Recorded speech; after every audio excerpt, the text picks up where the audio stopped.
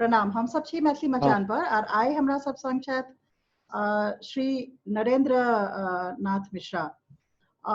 हिनकर जे छै से एखन हाल फिलहाल में नाम ऐसे भेल रहन जे बहुत नाम तो ओना बहुत सारा छन, काज बहुत सारा छन, ओते विस्तार से वर्णन हम नहीं कह सकब, ओ स्वयं कहता। मिशिगन यूनिवर्सिटी के एकटा जे छै से आकलन रहे जेमे विश्व के 50 जे छै से सर्वश्रेष्ठ सबसे जेकरा कह सकै कि प्रभावशाली पत्रकार में जे छै से हुनकर गिनती होइ छन। हमरा सबके हुनका पर अत्यंत गर्व अछि। झंझारपुर के जमुथरी गाम से जे छै से आबै छथि, बहुत विद्वत परंपरा के परिवार से आबै छथि। हमरा सब संग आइ जे छै ओ एकटा बहुत महत्वपूर्ण विषय छै जे पर ओ लगातार जे छै से एकटा मुहिम के तौर पर सारा सोशल मीडिया से लऽ कऽ पत्रकारिता में सेहो जे छै से ओ बहुत पुख्ता आवाज में जे छै से बात कर रहल छथिन समस्या सबके। जे भी राज्य सरकार के या केंद्र सरकार के जते भी जे पॉलिसी छै, जे नीति छै, तै पर नरेंद्र के जे छै से अपन एकटा खास जे छै से रुख रहे छन, बहुत स्पष्ट बिना कोनो आग्रह के जे छै से रुख रहे छन, जेमे कि एकटा सिर्फ प्रैक्टिकल एंगल के जे हम सब देखलियन है, एक किस्म के एकटा अलग किस्म के पत्रकारिता के संग आबि रहल छथि। एना में हुनकर राय जाननाइ बहुत जरूरी छै। ओ स्वयं एकटा माइग्रेंट छथि, हम स्वयं एकटा माइग्रेंट छी। जे प्रश्नकर्ता छै से माइग्रेंट छथि, जे जिनका से प्रश्न कयल जा रहल छन हम सब एकटा माइग्रेंट छी। और समस्या और मुद्दा आइ हमरा सबके सामने यह अछि जे एहन समय में जब हम सब जे छै से सालों से वर्षों से भले ही महानगर में खुद बैसल छी, लेकिन सपना देखैत रही जे कहियो अबिते जे रिवर्स माइग्रेशन के ट्रेंड शुरू होइते। एना में जहन कोविड सिचुएशंस में रिवर्स माइग्रेशन के ट्रेंड शुरू भेलैया तऽ एकरा केना अपने जे छै से देख रहल छी? अपने के स्वागत है। अपने छोट सन अपन परिचय दियौन सबटा दर्शक लेल, फिर अपन बात जे छै से राखियो। जी स्वागत। हम नरेंद्र भेलौं और दिल्ली में जना हम मूलतः पॉलिटिकल जर्नलिस्ट से जुड़ल छी जी और रिपोर्टिंग में रहे छी। एकर अलावा बाकी चूंकि जेना कहलन सविता जी जो बिहार से छी तऽ होते छै सामाजिक और तमाम तरह गतिविधि में सेहो लागल रहे छी, तऽ सएह छै सामाजिक से जुड़ल छी कऽ। और बात जे मेन मुद्दा पर जे अहाँ कहलिए जे अखन जे देख रहल छी, अखन जे समय छै से बड़ा विचित्र समय छै। जी ओ ई जे समय अहाँ जे कहलिए ई जी यूजुअली हम सब एहन ई जे अखन गप कऽ रहल छी एहन समय छै मार्च अप्रैल जे अपना सबके इलाका में जे शायद मिथिलांचल से बाहर या बिहार के बाहर के लोग नहीं बुझता। ई चैत इस समय में गाम चैती गेल जाइ छलै। जी जी चैती बुझते छी, चैती प्रतीक भेले ओ जेना विरह के गीत के, विरह किया तऽ माइग्रेशन होइ छै। तऽ ओ चैती गीत के बैकड्रॉप में पूरा गाम खाली भऽ जाइ छलै। ई अपना सब देखनिए हेबै या जे नहीं देखने हेता ओ शायद उनका लग जानकारी है। और ई यह समय में होली के तुरंत बाद होइ छै, पूरा गाम खाली भऽ जाइ छै। और ई पर पिछला 100 साल से कतेक भेल जे ई ट्रेंड केना रुकल जाय, बहुत रास ओकर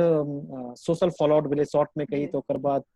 कै गोटे मौगी सब असकर भऽ गेलै, वीमेन के इशू भेलै, बच्चा के इशू भेलै, असकर भऽ गेलै। मतलब ओकरा लग ओकर द्वारा जे सोशल चेंजेस भेलै, ओकर डेमोग्राफी चेंज भेलै, ताहि दुआरे बहुत दिन से मुहिम छलै जे रिवर्स माइग्रेशन केना भेल। मनरेगा एलै या अलग अलग सरकार के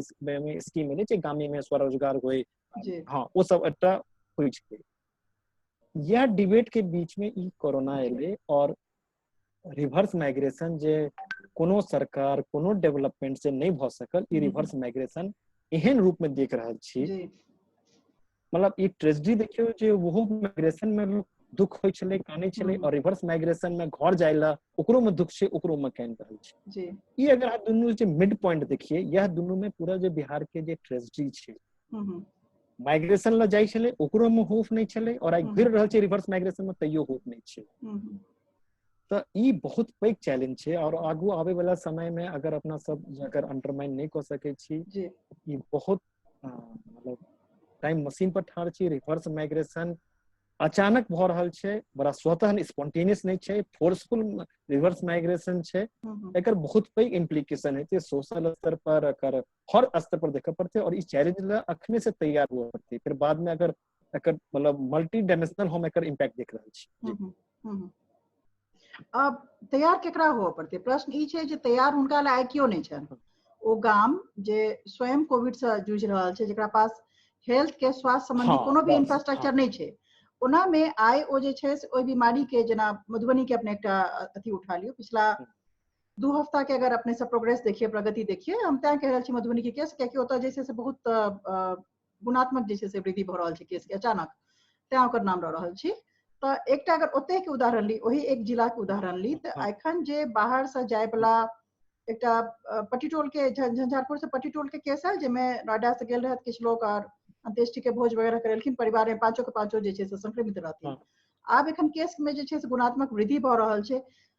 स्वागत करे ला आइयो उनका गाम तैयार नहीं छन, काल्हि ओ गाम आबे ला तैयार नहीं रहथिन। आइ जहन ओ गाम में जा रहल छथिन तो विषाणु के रोग के जे छै एकटा सिम्टम लऽ कऽ जा रहल छथिन, एकटा आर जे छै से बीमारी के कई गुना, जतऽ कि ऑलरेडी हेल्थ इंफ्रास्ट्रक्चर के तैयारी के कर रहल छन हुनकर आबे के, सरकार कर रहल छन कि गाम कर रहल छन?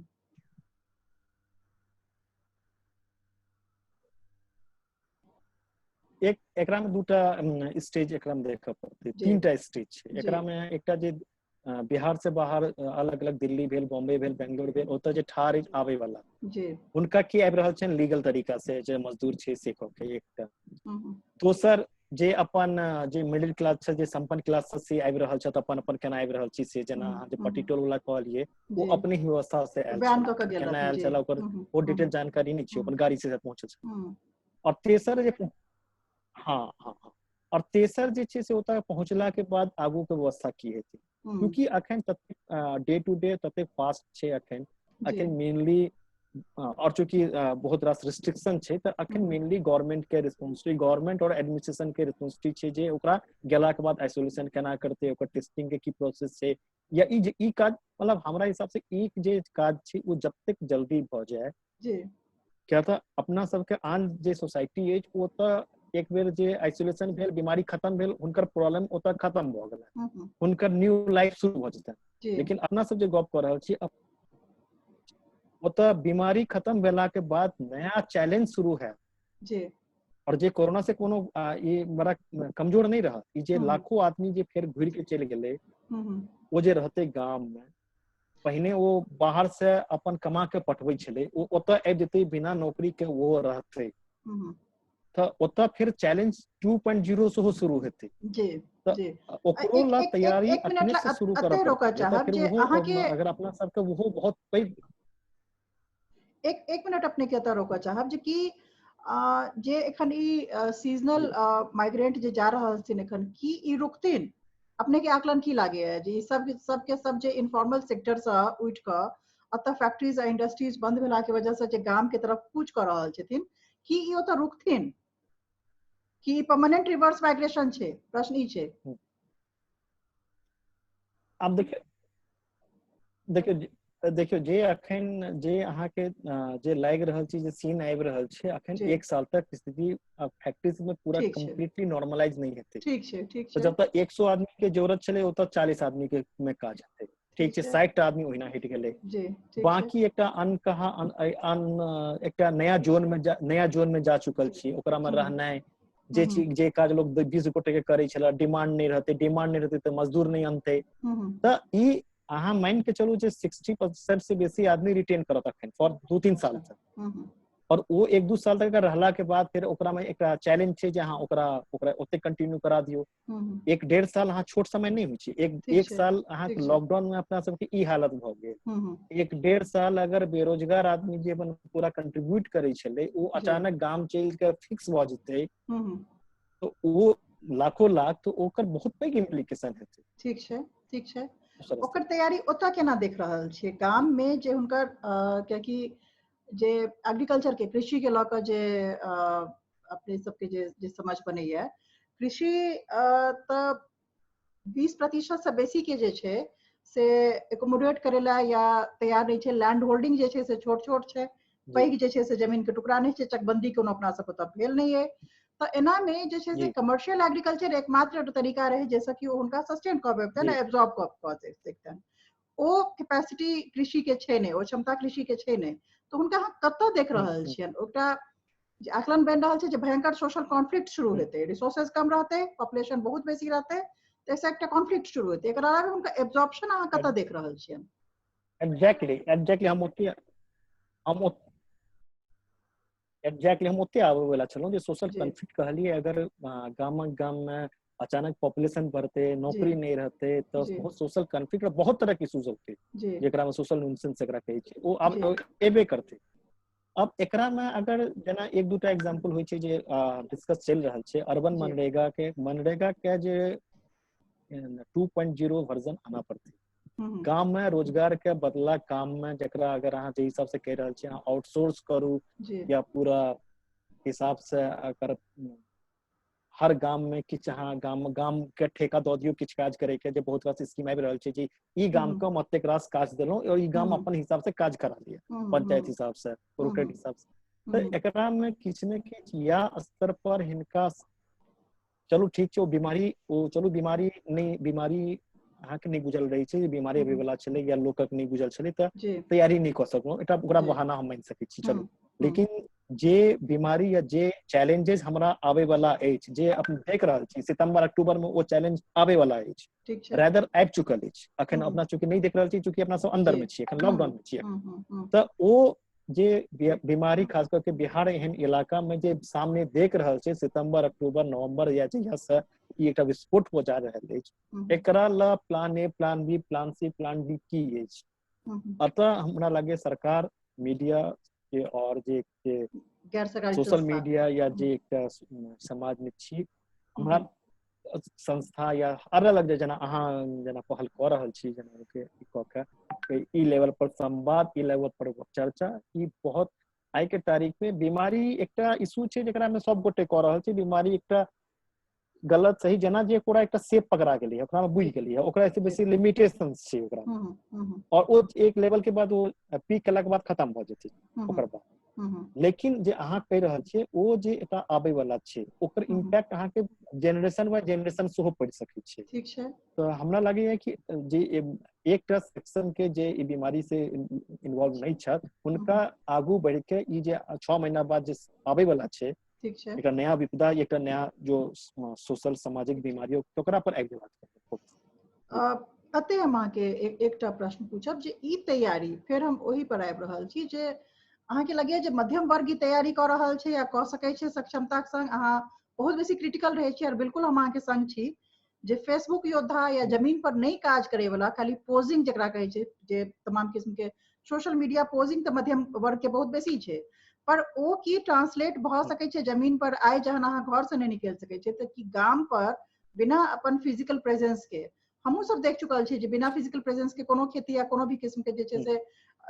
जे गतिविधि छै, आर्थिक गतिविधि ओ नहीं संभव भऽ पबै छै। एना में अहाँ ओ तैयारी करैत या ओ लीड रोल लैत कोन क्लास के देख रहल छियै? लोअर क्लास लऽ नहीं सकै छै, अपर क्लास इंटरेस्टेड नहीं छै कियाकि ओकरा क्राइसिस नहीं छै, कोन वर्ग के अहाँ ओ लीड रोल लैत देख रहल छी जे क्राइसिस में अहम तौर पर जे छै से सामने एतै?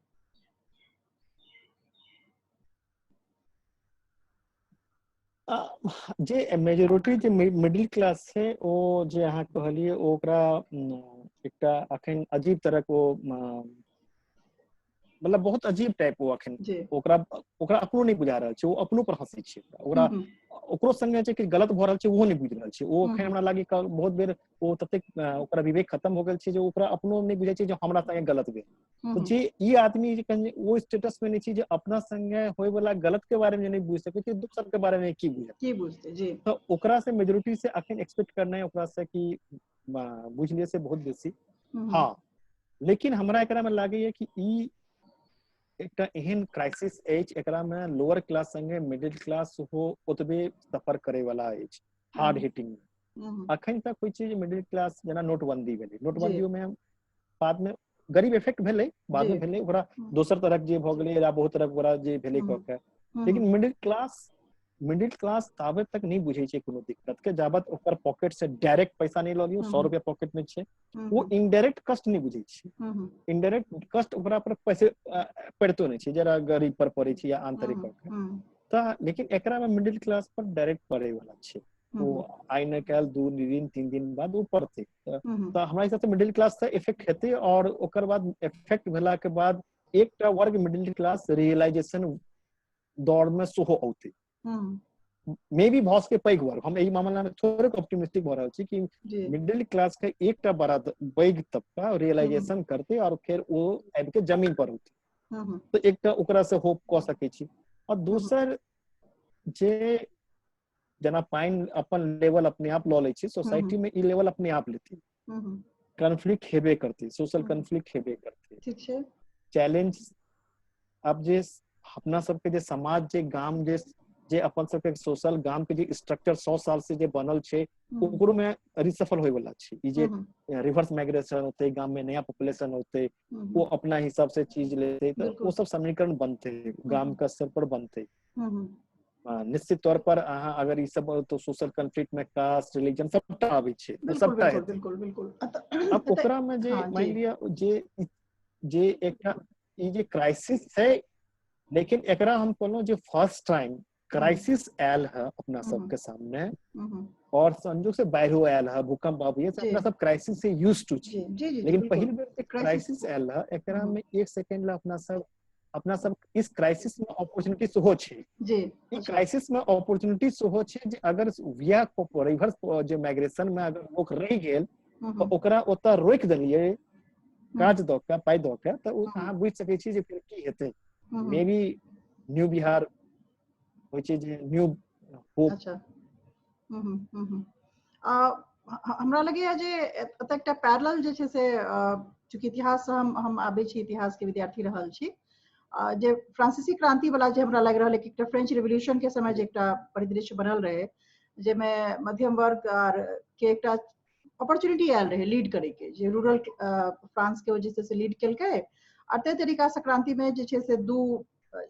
जे वर्ग छै, खास कर लोअर और मिडिल क्लास जे छै से तें ओकर जे छै से स्थिति जे छै से धीरे धीरे बहुत मजबूत भ गेलै। और अहाँ के लागि रहल है अतः जहन की जे लोअर क्लास छै ओ पूरी तरह से जे छै से डिस्कनेक्टेड छै, आ मिडिल क्लास अपना आप के गार्ड कर रहल छै, तरीका से अपना आप के दूरी बना रहल छै ओकरा से, कियाकि एतऽ बीच में बीमारी छै। ई कोविड सिचुएशन जे छै से आन सोशल अथी में जे छै से कखनो बीच में नहीं रहे, ई बीच में छै। एना में अहाँ के लागैया जे ई फिजिकल डिस्टेंसिंग आ सोशल डिस्टेंसिंग के जे बार बार बात कयल जा रहल छै, ई एकटा बहुत पैघ रियलिटी बनल जा रहल छै, बनल जा रहल छै। दोसर छै तऽ से छै ऐसे भयंकर रियलिटी ही बनते, आ दोसर जे ई दोनों क्लास के बीच में भयंकर कॉन्फ्लिक्ट के जन्म होवे जा रहल छै, ओ छै इंटरेस्ट के कॉन्फ्लिक्ट। हाँ, एकरा में देखियो ई छै लोअर क्लास छै छले, ओकरा में रिसोर्स के सब दिन से कमी रहे, तो कम रिसोर्स नहीं पर आदतो छले, लेकिन जो रिसोर्स रहे वो ओकरा छिना। नहीं एकटा बात, दोसर बात ई छै जे मिडिल क्लास के त डिजिटल ट्रांजैक्शन के सहारा छै,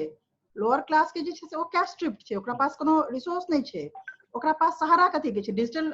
अथी डिजिटल जे कोनो भी रिसोर्स छै ओकरा फेवर में नहीं छै। आखिरकार ओकरा पास छै की, आ ओ कतऽ से लेतै, ई प्रश्न अछि जे लगैया बहुत भयानक होय वाला है, से हम कहि रहल छी, से इंडिकेट कर रहल छी। ओ डिजिटल डिवाइड जे छै between lower class and middle class, एकरा में हम दोसर तरीका से एकरा में कहब हम जी। अगर अहाँ ओकरा डिजिटल प्लेटफॉर्म नहीं छै गरीब के, या ओकरा आंतरिक नहीं छै जे, लेकिन अहाँ कहलिए फ्रेंच रेवोल्यूशन वाला हम मिडिल क्लास के जे कहलिए से बड़ा सही छले, लेकिन जे हाँ फ्रेंच वाला रेवोल्यूशन जे कहलिए वह काज अतः वो काज ट्रांसलेट मिडिल क्लास नहीं अतः गरीब कर वह काज। क्या था गाम के मिडिल क्लास के वो सामर्थ्य छै, ई छै, लेकिन ओकरा लग पॉलिटिकल ताकत नहीं छै वो सत्ता के बदले के। पॉलिटिकल सत्ता बदले के एट द एंड ऑफ द ताकत वो गामक गरीबक रहते जी। तो आगू आवे वाला समय में मिडिल क्लास से के आइसोलेट होय के खतरा छन। ओके, अगर मान लियो हम सरकार रहब, हमरा कोनो गाम के 10टा गरीब के कम से फीड करे के हमरा अपॉर्चुनिटी भेटत, या 2टा मिडिल क्लास के, तो एज अ पॉलिटिकल पर्सन तो हमरा ले 10टा गरीब के करऽ पड़त, हम 10टा गरीब के करबे, हमरा डंप करे के त हमरा 2टा में से केकरो डंप करे के रहत, हम मिडिल क्लास के डंप करब, बिल्कुल अगर पॉलिटिकल में कोनो सरकार तो ई जे खतरा जे अहाँ कह रहल छी, अगर अहाँ दोसर हिसाब से देखू तो ई खतरा ई मिडिल क्लास अपना ला डर करत कि हमरा ला के ठाड़ है। अच्छा, अखन से केकरो ला ठाड़ नहीं भेलखिन, और हिनका ला केकरो जरूरतो नहीं पड़ी छला, लेकिन आब ई चिंता करत कि हिनका से किछ नहीं हेतन। क्या तो गरीब ठीक छै, 2 साल बाद 4 साल बाद गरीबे के जरूरत पड़तन वोट के, कोनो सरकार रही इरेस्पेक्टिव ऑफ गवर्नमेंट, तो ओकर पॉलिटिकल जे at the end of the day number matter ना पॉलिटिक्स में, टोटली तो वो ई चीज तो सब एतक त सेंस छै जे क के, त ई चैलेंज जे अहाँ के रहल छै से मिडिल क्लास रियलाइज करत या अपन हिसाब से ओ ई करत, गरीब के ओकरा इग्नोर करना कोनो पॉलिटिकल सिस्टम ला बहुत अतेक आसान नहीं होइ छै अगर अहाँ देखबै जी जी कॉर्पोरेट कैरेक्टर की बदला जा रहल छै कॉर्पोरेट कैरेक्टर में काल एकटा अर्थशास्त्री रहा था अवनींद्रनाथ जी उनकर कहब रहन जे 20 टा सलाह का बेसिस माने एखन जे लेटेस्ट रिपोर्ट छै 20 टा सलाह का बेसी आर बेसी कॉर्पोरेट छै जिनका पास टैक्स बेनिफिट्स जे छै से तकरीबन 20,000 करोड़ से बेसी के जे छै से हुनकर अथी छन प्रॉफिट छन और हम सब जे एक नया टैक्स के स्लैब में जे परिवर्तन आयल रहे एखन तुरंत जे बजट जे पेश भेल रहा तो एना में जे छै से हुनकर बेनिफिट्स जे छै से आर प्रॉफिट्स जे छै से आर कई गुना जे छै से मल्टीप्लाई भेल कॉर्पोरेट के ऊपर जे छै से किछ एकर प्रभाव देख रहल छियै की कॉर्पोरेट के अगर देखिए तो कॉर्पोरेट सबके तो मान लिया सेक्टर सबके देखिए तो वो तो अखन बहुत अब 4 महीना कम्प्लीटली लॉकडाउन इंडिया एहन डेवलपिंग कंट्रीज सब में जे अमेरिका जे पैघ पैघ इकोनॉमी एफर्ट नहीं कर सकले तो ओकरा में इंडिया एहन ला अगर अहाँ देखियो जे 0 ग्रोथ दिखा रहल छी अच्छा ऑलरेडी अपना सब के मानय पड़त जे अपन इकोनॉमी जे ई भ गेलै अपना सब already on verge of recession रही यहाँ बजले जे ई डाइल्यूट भ गेलै जे अहाँ 23 मार्च से पहले अहाँ पिछला 20 साल 10 साल के सबसे लोएस्ट ग्रोथ जोन में ऑलरेडी रही है